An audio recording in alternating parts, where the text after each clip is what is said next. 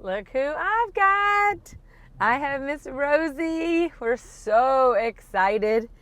She is perkier and just doing so good. We cannot wait to give you guys all the updates. But just thank you from the bottom of my heart to Dr. Matherly for just working on her so hard and just doing everything that we could not do just as regular people. We needed a vet that was really going to invest in her, and she did. So we're going to take her home, get her nice and settled, and then we'll give you guys the full update and show you how well she's doing. Okay guys, we got Miss Rosie home and got her settled, and we're just so thrilled to have her with us. It's been a long time, like 5 days since we've been able to see her, and we've gotten videos and updates and stuff, but we have really missed her, and we're just so glad that she is back home.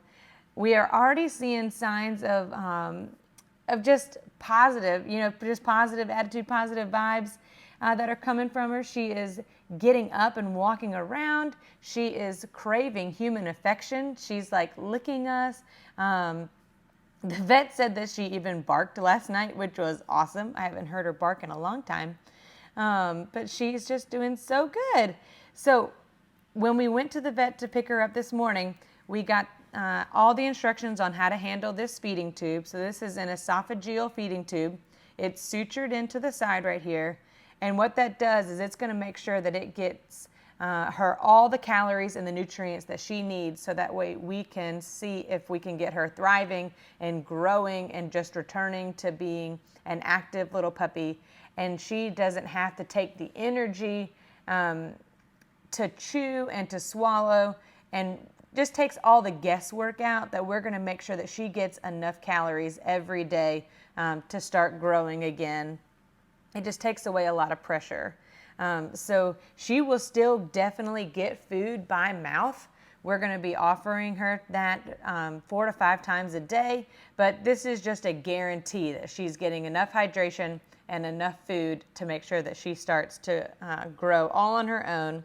But things that Dr. Matherly wants us to work on, we have to work on her stamina and her strength. So it's almost like I get to do my physical therapy, but on a little tiny puppy instead of a human.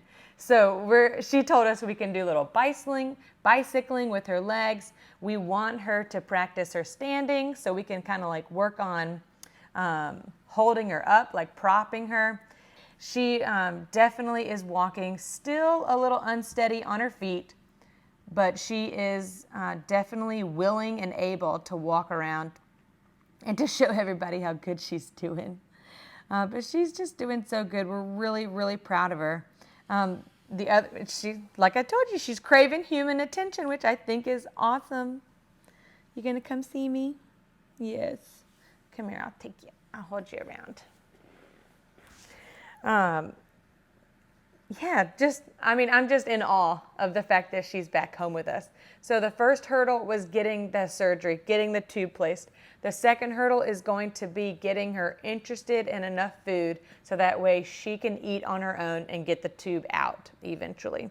So Dr. Matherly said it could stay in as long as 2 months if she needed it before they would have to change it.